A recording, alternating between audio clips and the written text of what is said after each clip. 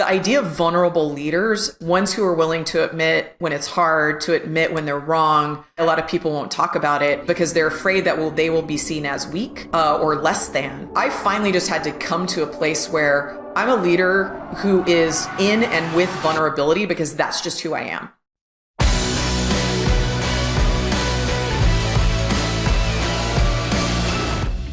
Welcome to Evolve Leadership, the arena where high-achieving leaders are challenged to redefine their limits. My name is Angus Nelson. I grew up in the United States and I now live in Lisbon, Portugal. I'm an executive coach and I've spent my career advising and training leaders from startups to Fortune 500 companies. And here's what I've learned. An old, ineffective leadership framework will always keep you on a hamster wheel, consumed with work-life balance, burnout, and stress. Here on the show, each week we'll help you rethink the path to achievement. We'll help you discover new principles, new philosophies to the modern leader. Look, the world is relentlessly changing, demanding a new era of leaders. It's time to redefine your limits. So enter the arena, my friend. It's time to evolve.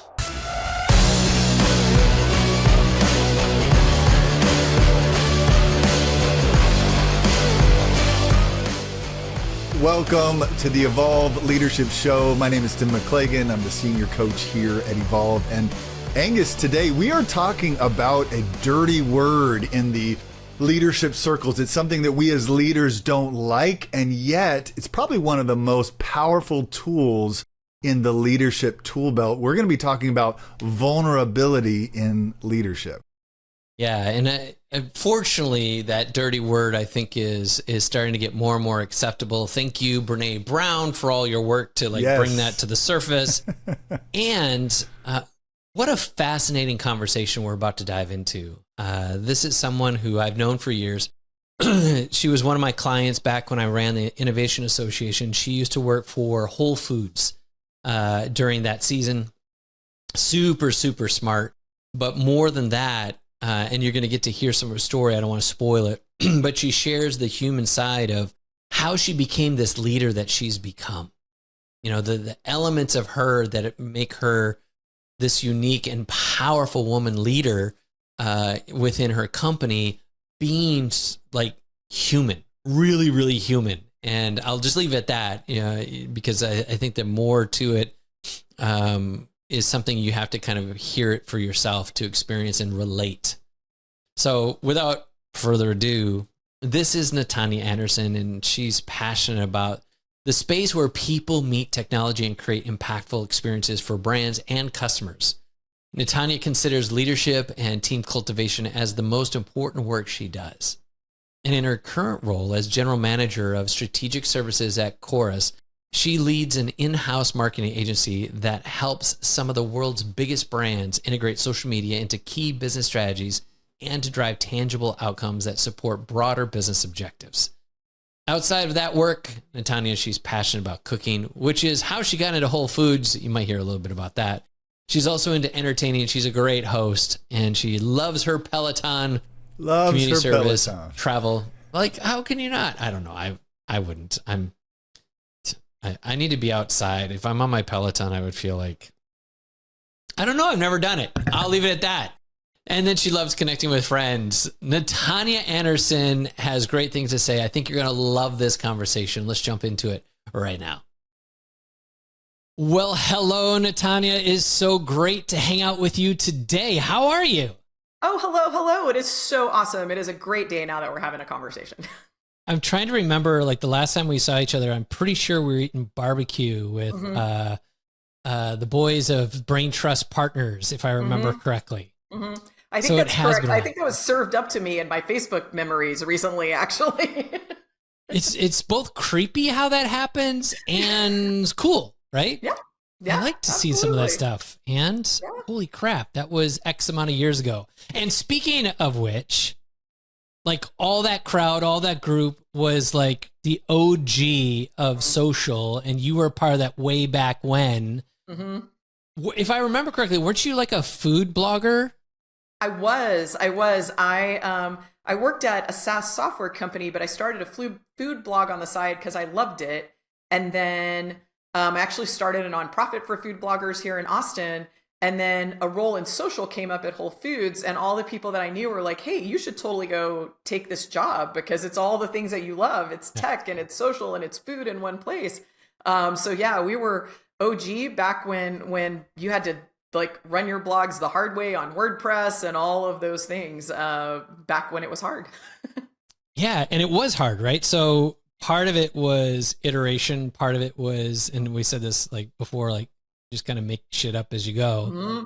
How much of that has changed now in social? Well, I think what's really interesting is if you and I had had this conversation a year ago or even 6 months ago, I think my answer would have been different. But one of the things that I've observed is back in the day when we were first starting social, it's like throw things against the wall and see what sticks. And if it sticks, maybe try it again and see if it sticks a second time. But there's so much innovation and iteration and almost no measurement. And because even if you wanted to measure, you didn't necessarily have what you needed to measure. And the strategies, like we ran them in little teeny tiny, like what are we doing this month or what are we doing for this season or this campaign? But we were a lot more opportunistic about what was going on, which I think was great because it allowed us to test and learn. And I just feel like the idea of innovation was what ruled. And now as I look at what I'm seeing across social, what I see with my customers, I was on the phone with a customer the other day and they were like, oh, we plan our entire social for a year. And my head kind of went, right? Like, what is that even about? And we are, people are talking to us about like measurement frameworks and they're trying to figure out how we measure paid and earned alongside of traditional media and how does it all feed into the same models. And it's like, oh, social's been kind of operationalized along with the rest of marketing. Yeah. But what I will say is then Elon Musk came along and blew us all up, right? I think, and I've said this to some of my customers, like, I feel like it's like it was 10 or 15 years ago because all of a sudden you don't know what the channels are going to do.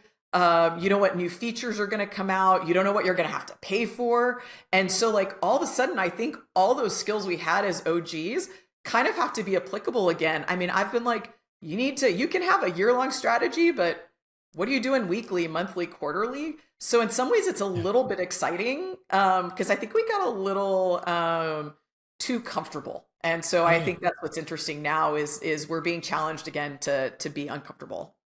Well, I want to kind of dive in there before the temptation is I want to nerd out with you with the power of AI and algorithms and like all the validation that's going to be required for all that, blah, blah, blah. But that's not what this show is about today. I want to like hone in on leadership because you posted something a few weeks ago and that kind of got my attention. So I kind of reached out and it's like, hey, can we talk more about that? I want to talk about that leadership stuff. Because you had mentioned how now personal development, self-development had become more of a primary piece of you and your career.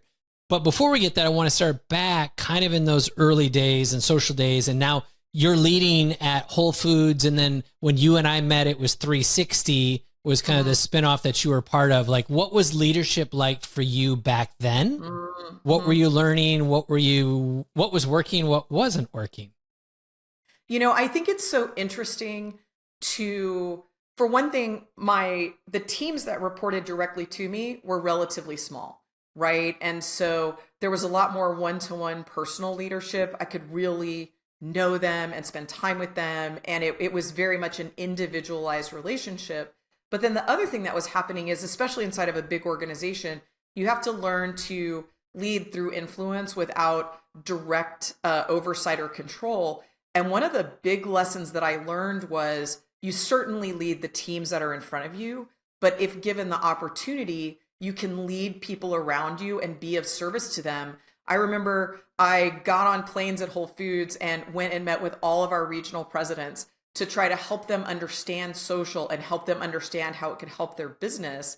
And certainly that was not a reporting relationship, but it was a leadership position because I brought subject matter expertise to the table. And the same was really true when we were doing the 365 stores because we were an incubation team really looking at what can we try on a small level, 3, 4, 5 stores but then how do we help the business think about scaling that? And so I think one of the big lessons for me is how do you go from leading small individual teams, having impact and influence on the rest of the organization, because those two things are very different. And I think that was the hallmark of the early years. And the beauty, obviously, when you start, naivete, you don't know what you don't know. The teams are smaller. The stakes are not as high. Now flash forward. How big's your team at Chorus? Like, what are you responsible for now? Yeah, my team is about 150 people. And that size fluctuates depending on the work that we're doing.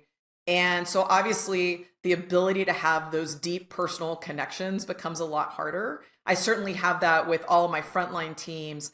But it's hard because I don't get a chance to sit and talk with everybody every day. So it's like, I think leadership shows up in the way that we set and communicate the strategy so that everyone, even if it's someone that I don't talk to on a regular basis, can see themselves in what it is that we're trying to do. I think I'm a huge advocate of Brené Brown. Like, that's just sort of where I show up. And one of the things that she talks about in Dare to Lead is clear is kind, right? And unclear is unkind. And I think when you're leading more at scale, clarity becomes even more important. But I've also found, at least my personal style is, I think it's easy to be transparent when you're one-on-one with someone, and it can be easy to be less transparent when you're leading at scale. But I think transparency continues to be important, especially because as we look at what's happened in the economy, everybody's been sort of retracting. And I think transparency becomes even more important because people just want to know what's going on and they want to understand how they fit. And so as much as it can be easy to step away from that at scale, I think it continues to be critical, even when there's 100 or more people that you are responsible for. Yeah. And I think, in the uncertainty coming out of everything we've come out and stuff we're still enduring, it is one thing to know that clarity is kind, Brené Brown. Woo, woo.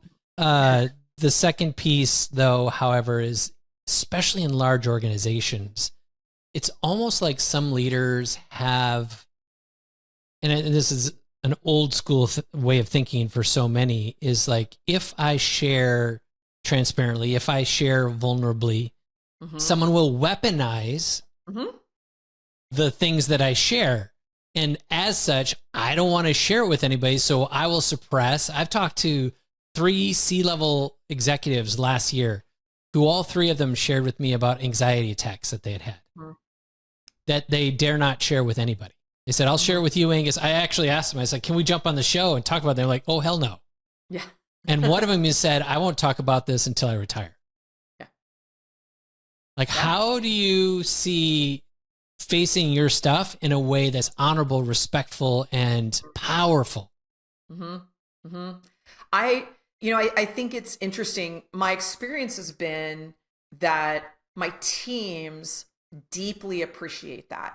I've had to this year share my experiences with losing a job, with being the one who had to pick up the pieces when my peers lost their jobs, being the ones who were there when, this has been this year. I was around in 2008 and I'm just having all of these flashbacks, but of course I have a lot more lessons learned.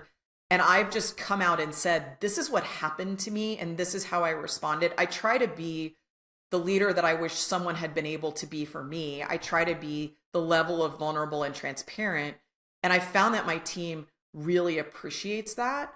And so, but I think what's hard is, based on what you just said, the idea of vulnerable leaders, ones who are willing to admit when it's hard, to admit when they're wrong, all of those things may not be well received by peers or even from senior leadership. And I think that's why a lot of people won't talk about it, is because they're afraid that they will be seen as weak or less than.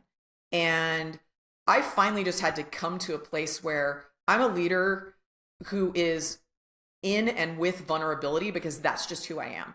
And when I try to be anybody other than that, I'm either a poor leader or I tear myself apart. And I will say that as much as social and the internet can be challenging sometimes, I love the amount of content that's just being shared out there every day by people who are making vulnerable leadership and daring leadership okay. Because I'm like, oh, this is who I am. I'm not alone in this. But I also had to come to a place where I have enough comfort and confidence in myself that if who I am as a vulnerable leader is not okay with the business that I work for, I know that I can go find another organization that will value it. But it took me years to get to the place of being okay that who I am has to match where I work. And if it doesn't, nobody's wrong or right. We're just different. And so, but I also have just done a ton of work on that. And what I know is if I try to be anything other than I am, then I'm not able to show up for myself or for my teams. But I get it. It's a huge challenge. It's terrifying. Yeah. And thank you for sharing that. I want to dive into kind of how that all came to be. But I was in a room full of top executives with a $16 billion company last week. And in front of this team of 50 of all their high level executives, one of them asked me, like, how do you create that kind of culture of vulnerability, much less failing in a company like ours? And I had opened up the whole talk talking about my season of depression, addiction, divorce, and having to start all over. And I said, that's how I opened this talk. Are you questioning my authority because of how I started this talk? They're like, no. I said, because I own it. And I said, that's where it stands, is you have to have this level of comfort in yourself, in your own skin, in your own competence and confidence. And suddenly it doesn't matter what anybody thinks, because now actually they will respect you when you can own your stuff. So I want to jump into, like, what was kind of the eye-opening or introduction or invitation to you for you? Before we started this, you talked about Roar. You talked about Brené Brown. Like, okay, come on. You're speaking my language. I know there's more. How did you get into this personal development space? What was the emphasis for that? So because you mentioned your past, I'm just going to come clean on mine, right? So, I do 12-step recovery work, right? And, I am a black belt Al-Anon, and, doing that work of understanding the places that I can and can't control, understanding my personal, we call them character defects. And I think they're just about skills that are sort of overworked, right? But how do I show up in this world? And then what can I do to show up differently? And being willing to do the hard work to understand that I am okay no matter what. Like, I had to do that all in my personal life. And then it just became practicing these principles in all of my affairs, right? And so before I did all of those things, I think I understood back when I was a leader, in my past life, I've been leading people for over 20 years, and I sort of knew that I wanted to be different. I've always been a vulnerable leader. This is kind of how I've always shown up. The difference is I now have the tools to understand why I show up in ways that I do and do not want to, and what do I do about that, right? I have tools for looking at my part and deciding how I want to be different. I have tools for apologizing. Like, I got on the phone with a team member of mine and I apologized on Monday because I was wrong last week. But I think the other piece was doing the personal work to know that no matter what, I am enough. And I spent most of my life believing that my value was in what I produce and what I do for you and what you think about me. And I was finally able to do the work that says no matter who I am, what job I have, what title I have, no matter what, I'm enough. And once I figured out that I was enough, I actually think that that's the thing that unlocked me as a leader, right? Woo! Come on, right? Like, and this is the thing where people, like, they freak out when, so going back with Brené Brown, vulnerability is not a weakness. Vulnerability is a strength, right?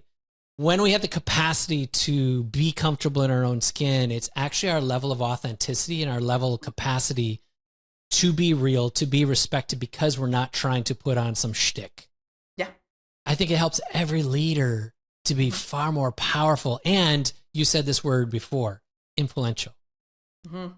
Like, how much more you can influence the more comfortable you get in your skin. And therefore, personal development becomes a critical component to leadership, in my opinion. I mean, that's why I do what I do, right? Mm-hmm. How have you made this shit contagious?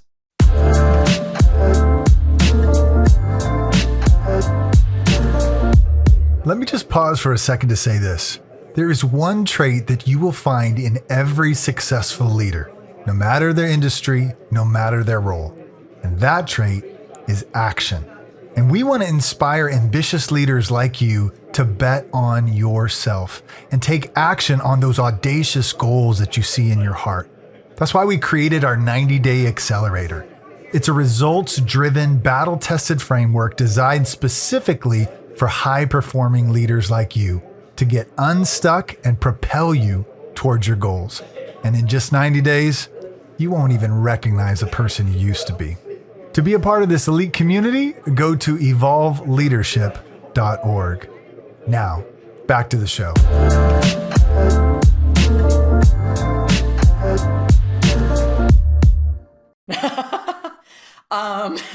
So I think there's a couple things, which is I try to, as a leader, as an executive in my business, there's some things I can't say and some things I can't tell, right? And it's really important to me to basically keep the confidence of my leadership.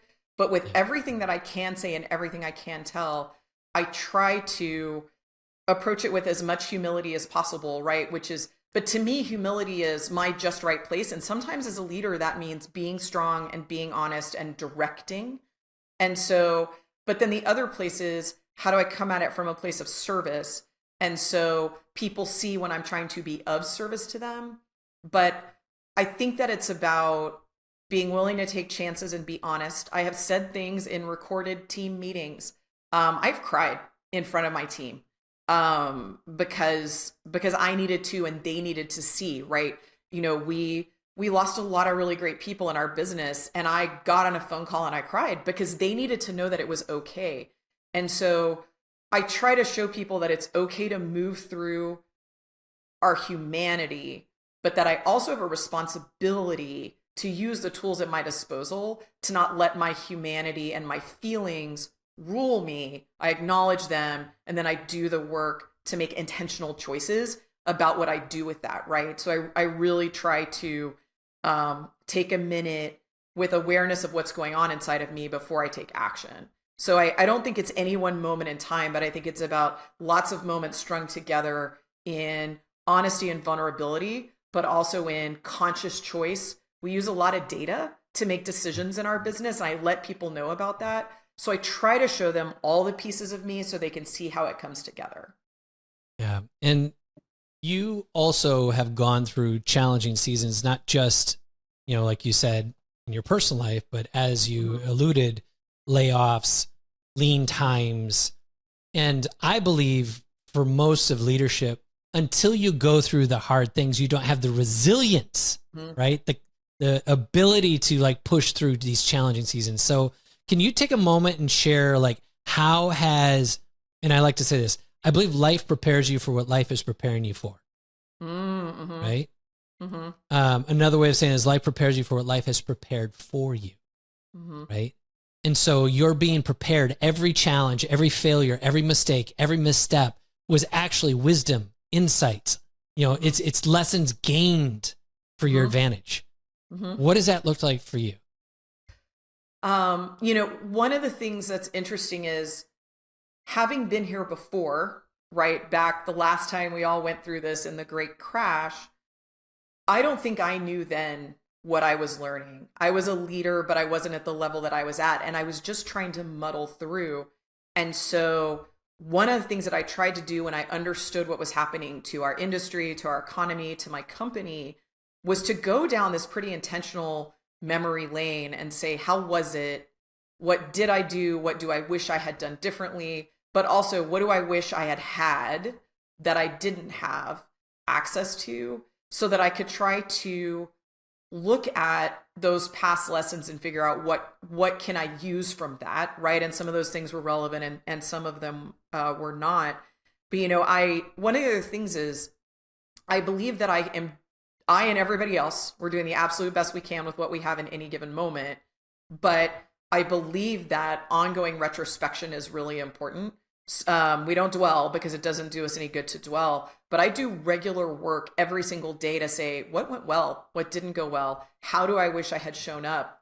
And I think that by being in the habit of regularly inspecting those pieces, I'm able to more quickly identify ways that I can do something different, but also ways that it was actually okay. I think when you're like very reflective, it can be easy to just beat yourself up. But I think it's sometimes important to also say like, oh, that went well. So it's as important to file away the things that went well along with the things that I wish I had done differently. And I just think that daily reflection, and I'm also really lucky. One of the things I tell all my teams and my leaders who work for me is that the thing I most need for them is for them to tell me when I'm smoking crack.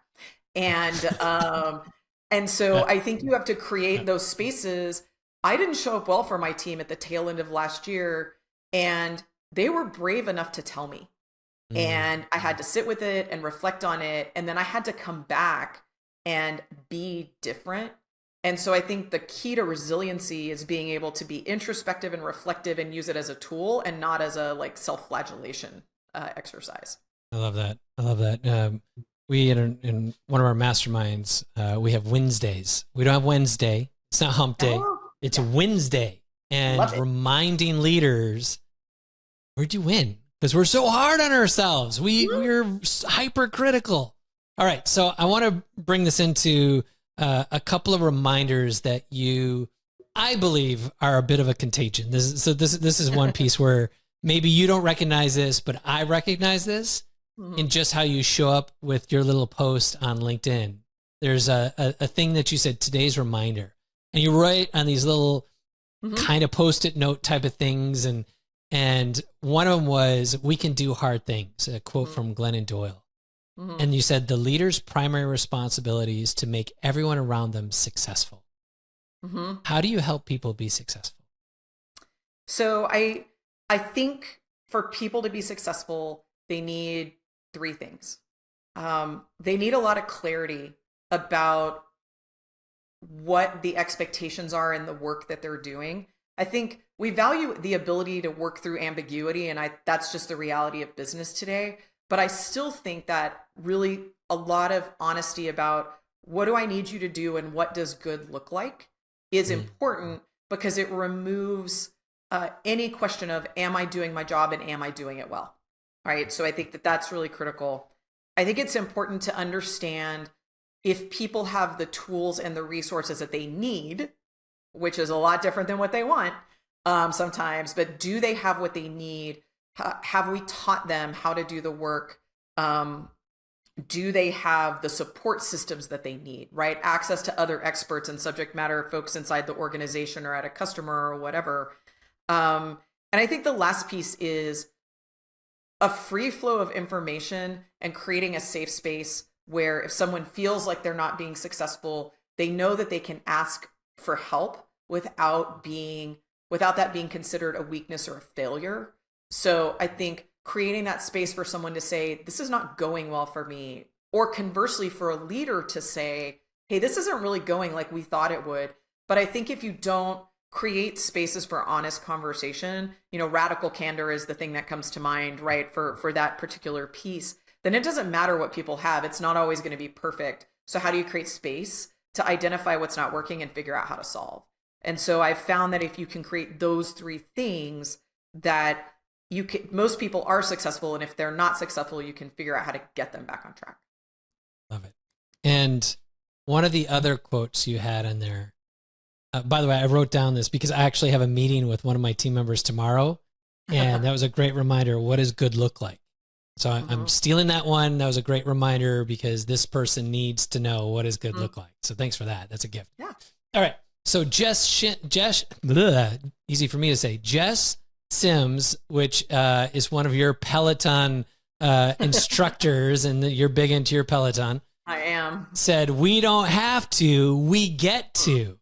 Yep. And then you went on to say, it can be easy when we look at our calendar and our to-do list to frame your day as a series of things I have to do. But when I choose instead to think of meetings and activities as things I get to do, choose to do, all aspects of my job become a little bit more rewarding. What does that look like for you? It starts with gratitude and realizing that being a leader of people is a privilege.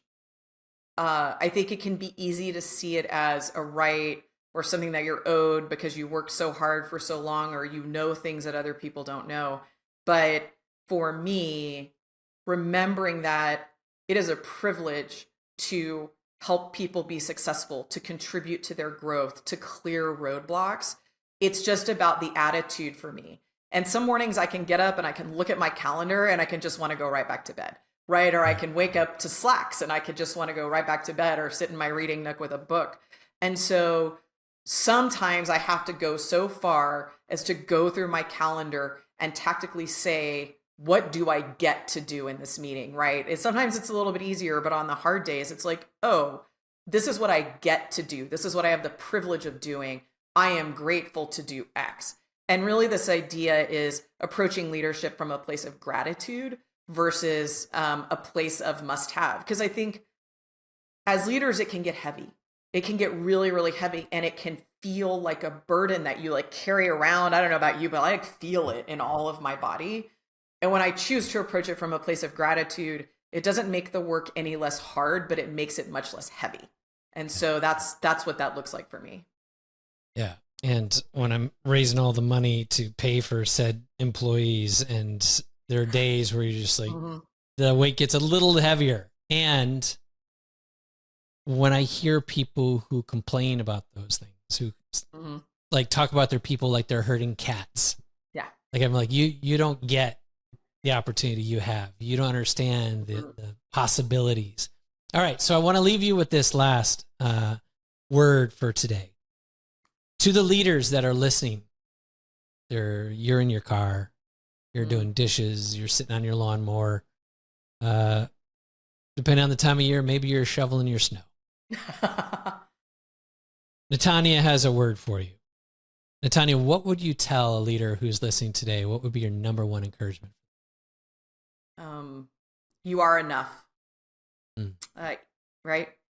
Even on days when you think you're not enough, and you think that it all went horribly wrong, or you think that you don't have the vision, or you think you don't have what it takes, you got to this place because you are enough, and you will continue to be enough. Come on. Well, Natanya, this is such a pleasure. Thank you for sharing your gift of your vulnerability, your transparency, and thank you for just being such a great human, great leader. Thanks for having me. This has been so much fun. As we wrap up another episode of Evolve Leadership, thank you so much for taking time to invest in you. If there's to be any sustainable growth in your company or even in your relationships, you must grow first. And it's what I love to do for leaders, to help them grow, to challenge their thinking, sharpen self-awareness, to instill an unshakable confidence, and ultimately upgrade their sense of self. And we do this through our proprietary method called Agile EQ Plus, where we're leveraging agile leadership and emotional intelligence. We provide our signature training for individuals, and for businesses, we've designed a unique curriculum for company-wide learning and development. If you'd like to learn more about our training or to schedule a call, you can simply go to evolveleadership.org. And until next time, stay driven, keep climbing, and never stop evolving.